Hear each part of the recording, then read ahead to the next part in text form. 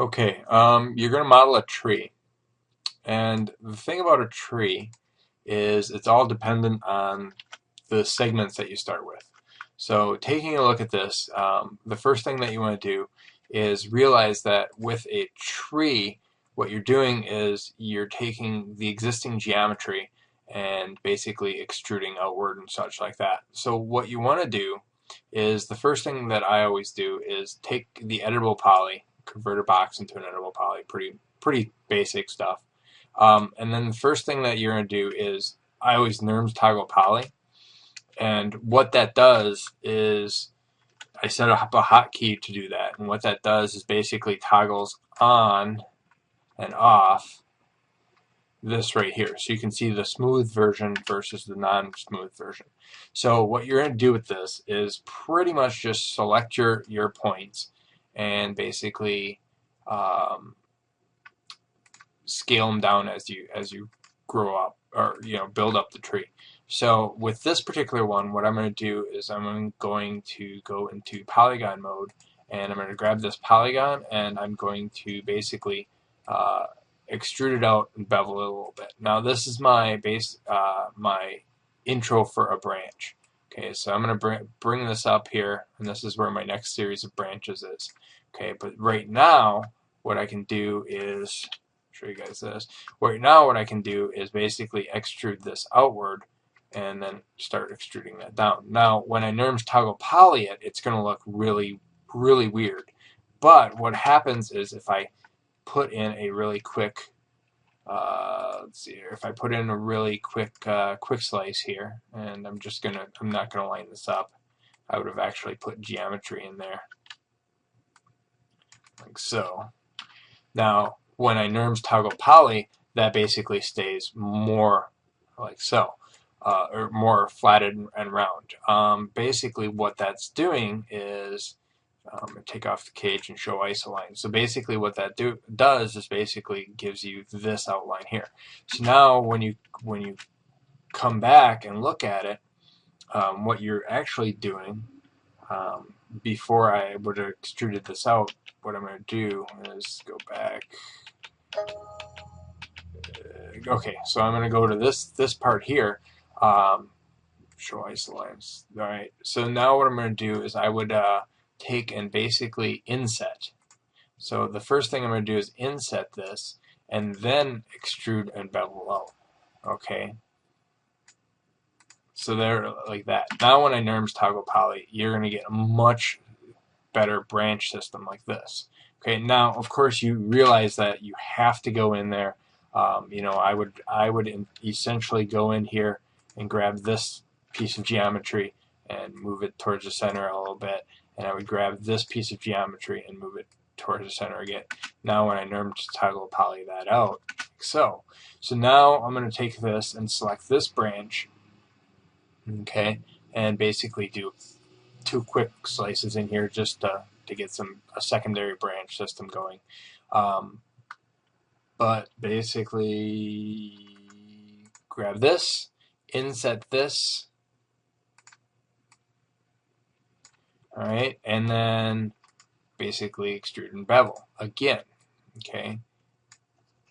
Now when I NURMS toggle poly that's going to give me this branch. Now this looks god awful ugly this way, but what happens if I would just take this and move this at an angle? First of all, I rotate it, and I'm going to rotate it about 45 and then move it so on and so forth. See, now it starts getting better. Then what you can do is once you get your branches in there, you can actually go in there, and I'm going to just quick slice again. And I would actually cut this in there, but quick slicing is just easier for the video. So what I'm going to do is I'm going to bend these branches up.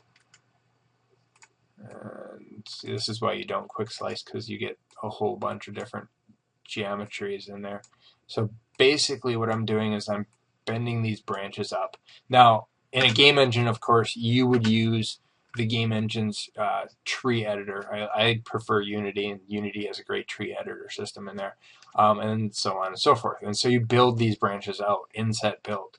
Now the reason that does is this gives you a smooth poly in the end, okay, when you're actually toggling this out. Okay, so what I would do here, and again, let's add my tree trunks again. I'm going to do a quick slice here, like so, and then I would pretty much do the same. Go to Polygon, grab this, inset, and for this inset, sometimes it's easier too when you inset this just to pull it out a little bit so you get it where you want it to do it, and then extrude and bevel, and then let's move this down and rotate it at an angle. So this is your root system here, and so on and so forth. So you can build in what you want, you know, angle stuff and shrink it like so. So you can build all this stuff in and slowly build up your thing. Now, when you're ready to build this and unwrap this geometry, what you're basically going to do is do it by pipes. So if I put it on an unwrap here, the first unwrap, let's see here, like a UV map system here. I'm just going to go here, go into editor real quick, and flatten the mapping.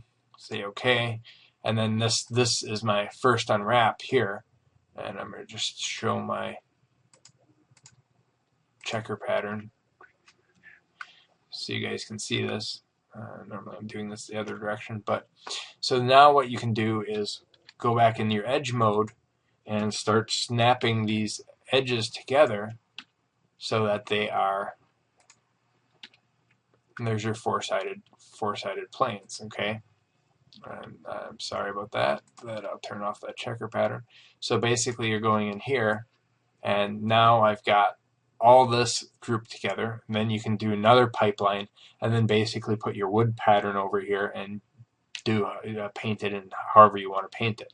Okay, so that gives you the way to unwrap that. So once this is all unwrapped, let me just simply pack the UVs in here.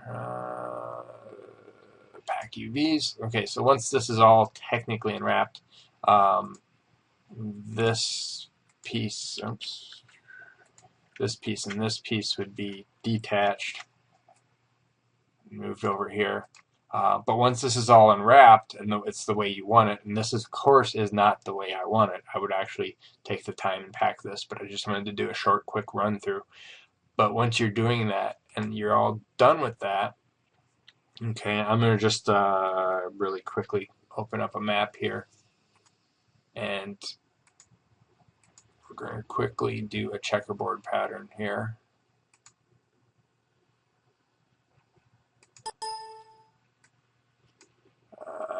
Checker, and I usually do a 10 by 10, and I'm going to show that like that. So when I put this checkerboard pattern on here, okay, everything's all nicely lined up. Now when I apply that NURBS toggle poly on there, or in this case it might be a turbo smooth or whatever, you know, you're adding that.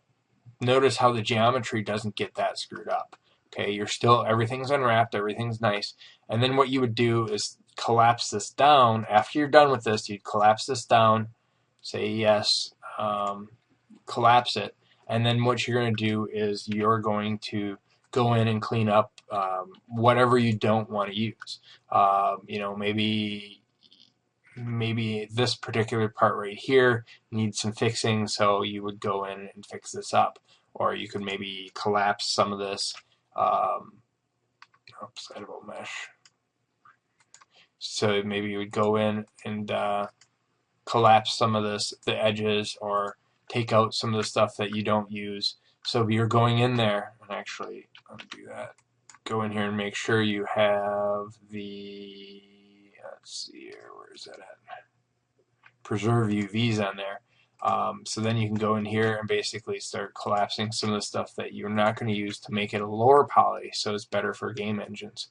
You know, you can go in there and add in bits and pieces, and then of course you're going in and you're going to You're probably going to collapse this in the edge, so it's going to be a nice little point. And this doesn't need to be as much geometry here, so we can actually ring that, maybe collapse that down a little bit. So you're going through and basically cleaning up the mesh after you get it. But the key point is it's unwrapped and everything is nice and rounded, and you have more geometry where you need more geometry. All right.